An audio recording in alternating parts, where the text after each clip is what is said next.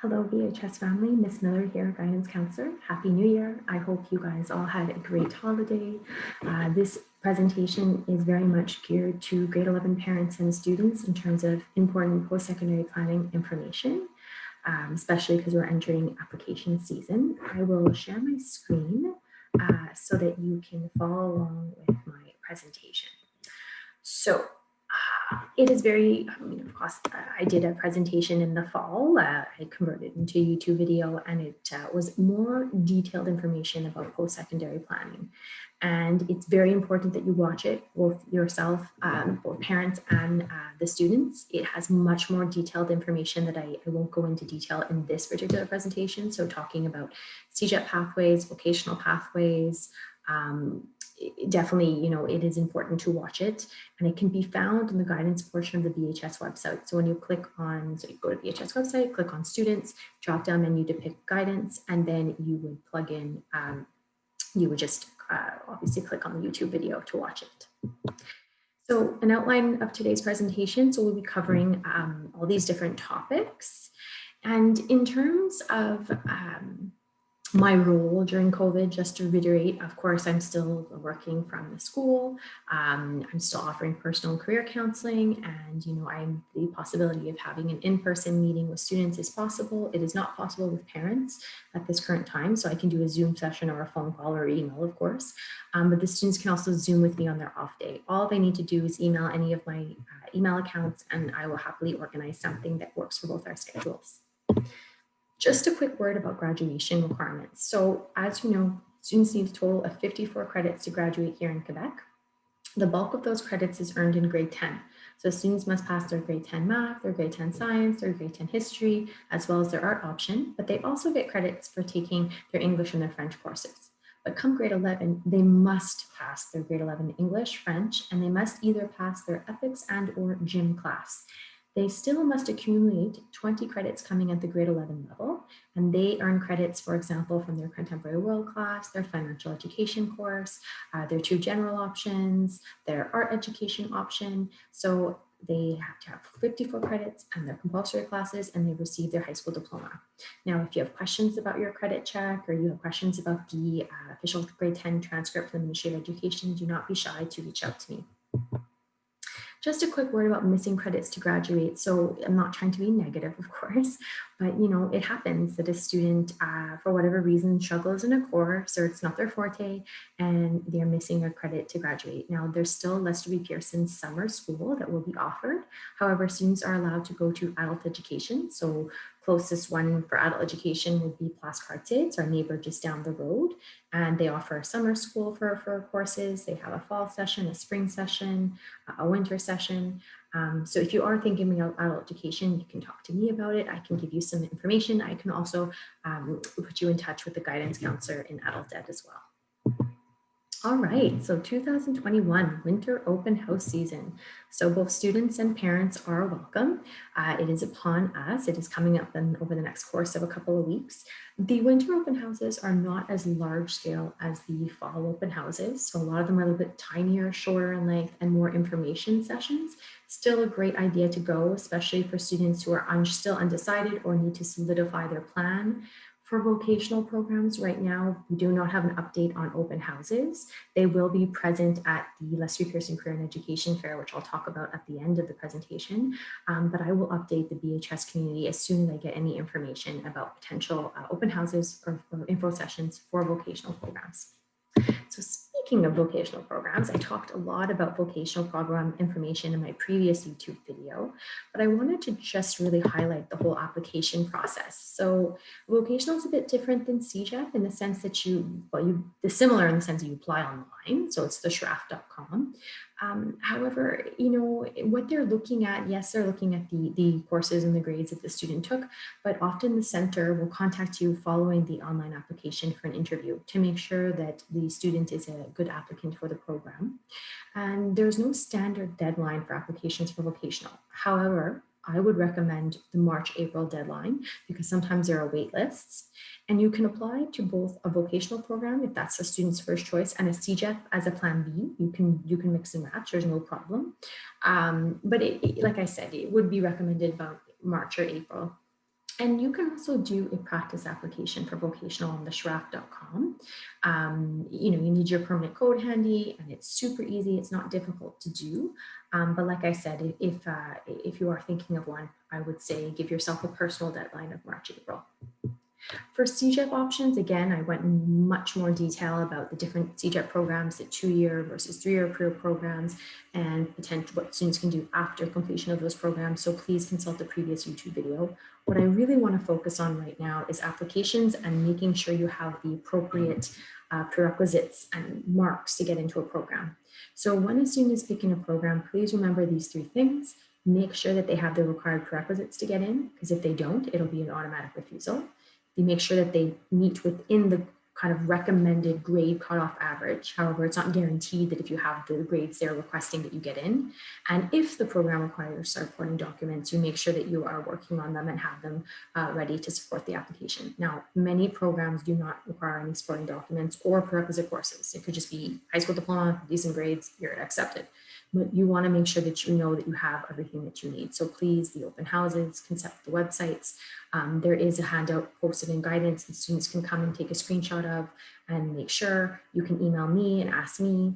But really, this is important information for them to research, and they need to be starting this right away, if they haven't already, of course. If a student is unsure, it happens. I mean, you don't need to necessarily know your profession right now, which I talked about in my previous video, but then it's okay. Then maybe take a more general program that allows students to pick more of their options. I would suggest social sciences general profile, means they get to pick more of their courses. And same thing, arts, literature, communication. They have a multidisciplinary profile, which allows students to pick more of their courses and don't have to specifically take from a different category. They can take from multiple categories to give them more time to figure out their passion. In terms of how they evaluate your applications, they're looking at an average of term 1 and 2 grade 10 marks. Of course, there was an email sent out by the school board that came from the Ministry of Education saying that the only way that they would not show the grade 10 and 11 marks, grade 10 term 1 and term 2 marks to CJEPs is if a parent did not give access. So they had to say no. No grade 11 parents have said that, which is a good thing because really they want to see your grade 10 marks, but recognize that it is a COVID situation. These students have been through a lot, and they're going to place more importance on term 1 of grade 11. Okay.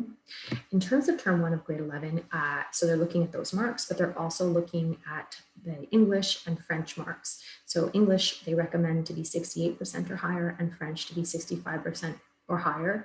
And they're also looking at the overall average too, but if your marks are under the 68 and 65, it's not impossible to get in CJEP, but it can be difficult, okay? So please come see me if you're in that situation. There is a possibility of a term 2 progress report.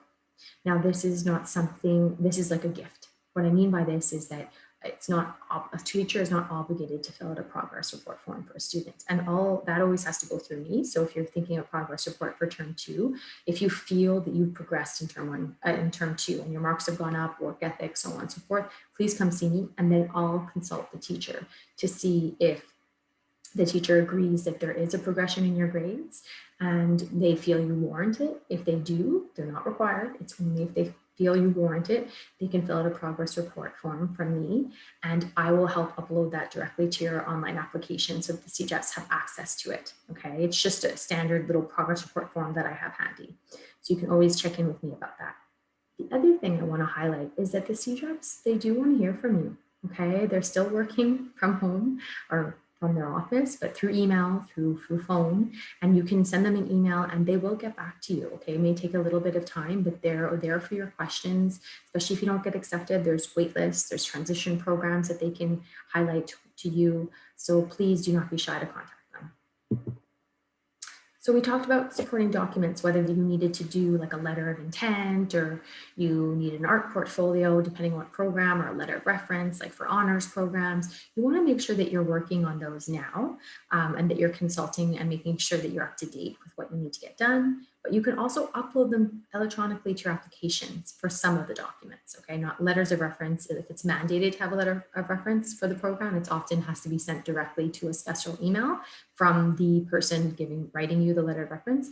However, if you're getting a letter of reference just for your own because you want to amp up your application, which is not required, but some students do it, or you wanted to write a letter of reference or a CV or something, you can upload it directly to your application, which I will show you when I do a practice application when I share my screen. And you can write, obviously students can write letters, you know, an extenuating circumstance that happened. It's been, I mean, every year students are going through tough things, but especially so with COVID. So don't be shy to give a little bit of context about your situation. It could help, it may not, you know, it's not a negative thing to give a little bit of context. Missing prerequisites. So if a student is in this situation, please, please, please come see me. There's all different ways to pick things up. Just because a student didn't know that they may have needed a prerequisite because they didn't know they had a passion in something, or whatever the reason is for missing something, there are always backup options, but you really want to vet that plan through me. Just to highlight some very useful programs in terms of picking up prerequisites. Social sciences at John Abbott College, Dawson, Vanier, they allow students in social science general profile to pick up their grade 10 and 11 advanced math. So what that means is they spend a year in that profile, the general profile. They do CJEP level courses in addition to doing their grade 10, 11 advanced math from high school. And then once they've completed it, they're transitioned into the program they wanted to pick up those maths for. Okay, you can also do it in adult ed in the summer or the fall. You can be enrolled in adult ed and CJEP at the same time, or in vocational and adult ed at the same time. Okay, so like I said, many different pathways. In terms of students that are missing science prerequisites or some science prerequisites. So the first one is like, let's say a student is missing all 5. So they're missing 1, their grade 10 advanced science, 2, grade 10 advanced math, 3, grade 11 advanced math, 4, chemistry, 5, physics, all 5, all right? You can apply to one specific program, which is called Explorations, Prerequisites at Vanier College. You're allowed to be missing all 5, but you need to have strong grades. So like high 70s, 80s, okay? The higher the better, of course. And you spend 1 year picking up all 5 of those prerequisites. The following year, you're placed in the sciences program or the 3-year career program that required the advanced science prerequisites, okay? Great option, just you have to have strong grades. There's also pathways to sciences. It says 1 to 3 prerequisites on the website, but it's really 1 to 2. So a student can only apply to pathways to science if they're missing 1 or 2 science prereqs. Typical profile would be a student that has their grade 10 advanced science, they have their grade 10 advanced math and their grade 11 advanced math, but they didn't take their physics or their chemistry, or they just took 1, physics or chemistry, okay? Then you'd be a candidate for pathways to sciences. Still have to have decent grades, you know, high 70s, 80s, okay? There's also exploration sciences at Dawson, but students are only eligible to that program if they have a minimum of their grade 10 advanced math. So they can be missing 4 science prereqs, but have to have advanced math from grade 10. Okay, and again, you spend time in that program picking up your prereqs and they're transitioned into the program of choice. There's also pathways to a career program at John Abbott for students missing a specific prerequisite into a 3-year career program. But again, it's a small program, it's competitive. You really want to make sure you have like high 70s, 80s grades to be a good candidate. So if you're considering this, like I said, come see Ms. Miller. Okay, let's talk about applications for CJEP. So this should be a little refresher, this diagram. So, you know, it's pretty straightforward for the Dawson application, Champlain Saint Lambert, and the private colleges. You do a separate application for each one. Deadline is March 1st. You put a first choice, you put a second choice, and you'll wait to hear in April, May if you've been accepted. They can accept you to your first choice. They will automatically consider your second choice. Okay? It's an online application. It's not hard to do. If they ask you to submit any supporting documents, you can upload them electronically to your application. For the SHRAM application, if you remember, a little bit different because yes, the deadline is March 1st, but they have 3 rounds of admission. 3 equal opportunities to get accepted into CJEP in the fall, but they break it up into a 3 interval process. The SHRAM application hosts John Abbott and Vanier College and a lot of the French CJEPs on this application. However, because Vanier and John Abbott are on the same application, you must choose between them per round. So what that means is you can't pick them both at the same time. However, if round 1 you apply to Abbott, don't get in, you can, if you wish, switch and second round apply to Vanier if you'd like, okay, or vice versa. So in terms of important dates, all right, so March 1st is the deadline for the first round. You find out April 2nd you've been accepted for the first round when you log back into your online application. Then you have until April 22nd to log back in and pick a program for the second round if you weren't accepted.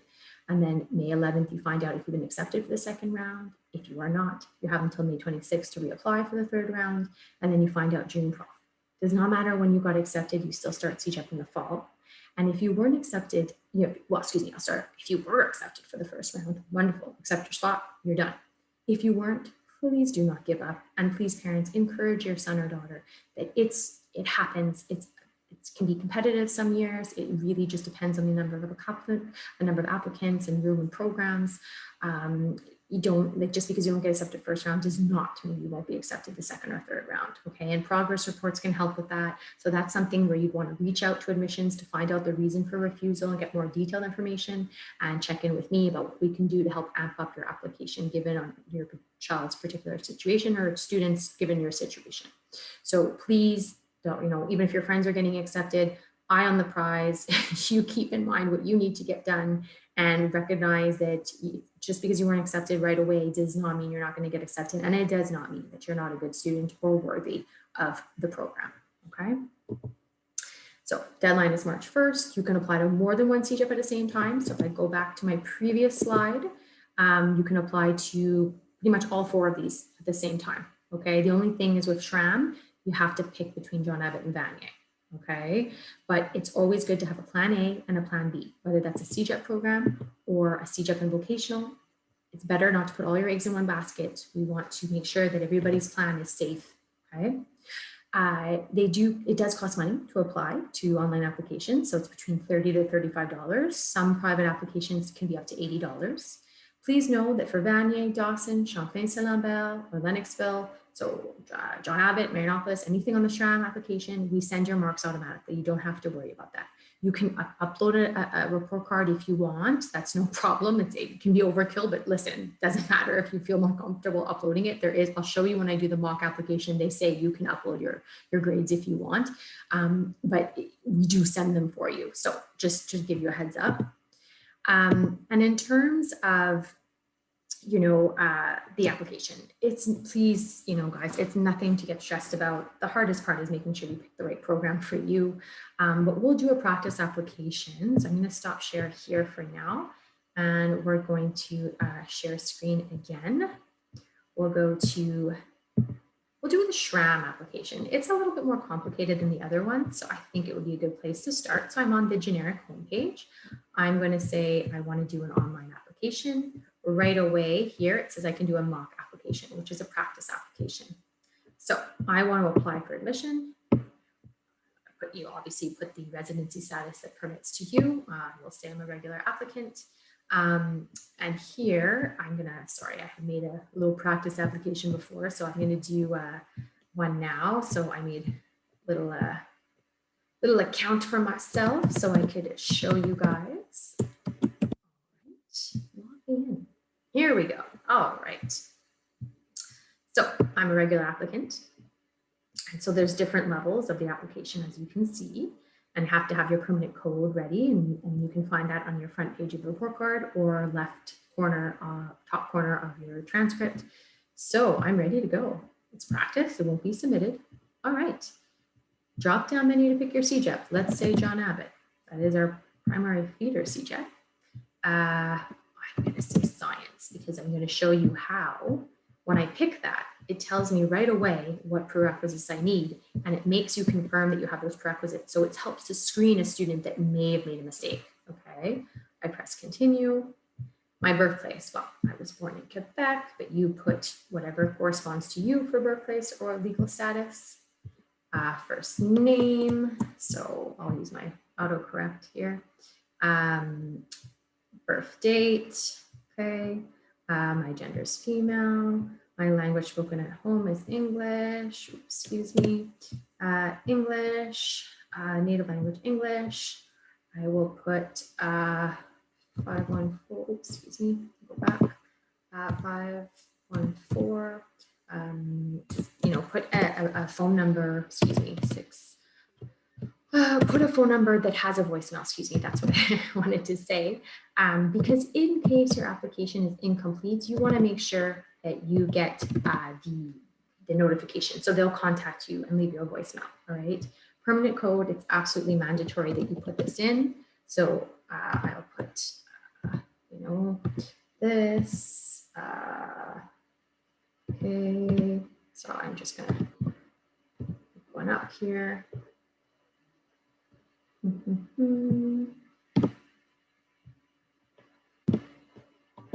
Perfect. Okay. Press continue. You put the name of your parents. So, okay. Right. Okay. Go. And you press continue. Your home address. So you would put yours in. So I'll put the school address just for fun. Okay. Perfect. You put your apartment number if that is applicable to you. And now I would recommend an email because text message can sometimes be misconstrued or your phone's off or don't have reception. Email is a little bit safer. So I would recommend that. Press continue. Now, all BHS students are coming from a secondary use sector. Click yes, click no to the adult and the college and press continue. Select or type the name of your school. So we are Beaconsfield High School, obviously, so simple enough. It comes up pretty quick. Press continue. Okay, and now it allows you to review your application before you submit it, and you can update or change anything that is wrong, okay? And as you can say, I declare, create your mock application, and the next step was that you'd be paying your fees, okay? So, you'd be going to, for example, here, excuse me, I'll go back. So you'd be paying your fees, but then you could also submit documents electronically, okay? So when you're here, required information, so that's saying it's an application, identity. So payment, so basically I went back to the start, but there is a little tab. When you do it for real, it'll say upload documents electronically. And that's where you can upload a birth certificate, you can upload a letter of intent, a CV, grades of some matter, like there's no problem, and it gets sent with your application directly to admissions, okay? So I'll go back to sharing my presentation. Okay, so next thing I wanted to dive a little bit into, which we did talk about previously, is that students with special needs, a reminder, please, if you need supports to help you succeed academically, there's still supports available at the CJET Student Access Center. You must be an accepted student. Then you contact the Student Access Center at your particular CJEP, and they'll make an appointment to go over what accommodations you need. And here's some websites for your reference. It is posted, obviously, will be posted, on the guidance portion of the BHS website. But as I always say, if a student or a person needs glasses to see better, to help them function, it's the same analogy as a student that needs accommodations to help them perform academically. Sometimes they need an IEP, a psychoeducational report. It could be a medical issue, it could be a mental health issue. But please, students, do not be shy about this. We all are in different situations. Whatever you need to help you succeed, please be an advocate for yourself, and you still have access to them in higher education. Okay, resources for career exploration. So I did talk about this in my previous presentation. Biggest thing, honestly, that I want to highlight for those students, Zello. We know I love Zello. It is a career exploration tool that all Lester B. Pearson students have access to. It is wonderful. It is reputable. It is easy to use. You log into your Student Fusion account, make sure you're logged into your Google account, and you have access to career tests, personality tests, learning style tests. You can just research careers. You can research schools. You have videos of professionals in those fields. It really helps to own in on a student's interest and give them ideas of schools that offer training for those programs. If you're still unsure, I highly recommend you do Zello. Don't do that now. Don't procrastinate any longer. And I can even log into your Zello account and take a look and see where your interests lie. And that helps me to better inform you of what programs could be of interest. Okay. Last thing is that the guidance counselors of Lester B, along with some other key professionals, have organized the virtual career and education fair. It will be held on February 2nd from 10 to 5 p.m. Parents are allowed to log in the afternoon until 5. So please, we welcome parents. And we will get more information about the timing of when the BHS students are going to be able to log in virtually. It'll be during the school day, so during their class time, but the teachers are aware and they are okay with this. And really, it's a one-stop shop where it brings together CJEPs, universities, vocational programs, adult education, community partnerships, and businesses. So it's a one-stop shop for a student to get some information. And it's still on February 2nd before the March 1st deadline. So it really can help give some options for students. Questions. If there are questions, concerns, please do not be shy to contact me. I say that often, but it's just because I really want students to know and parents know that I'm here for them. I know that it has been tough times. This is a new platform for me, even in terms of kind of giving information. And I really hope that it helps provide some guidance in terms of applications and where students should be at this time of year. Please just email me. I can set up a meeting and I can help advise you in terms of your situation. So with that being said, that concludes my presentation. I thank you very much for your attention. I appreciate it. Feel free to look back on anything that is unclear and don't be shy to contact me. Be well, be safe, and I hope to hear from you. Take care, everyone.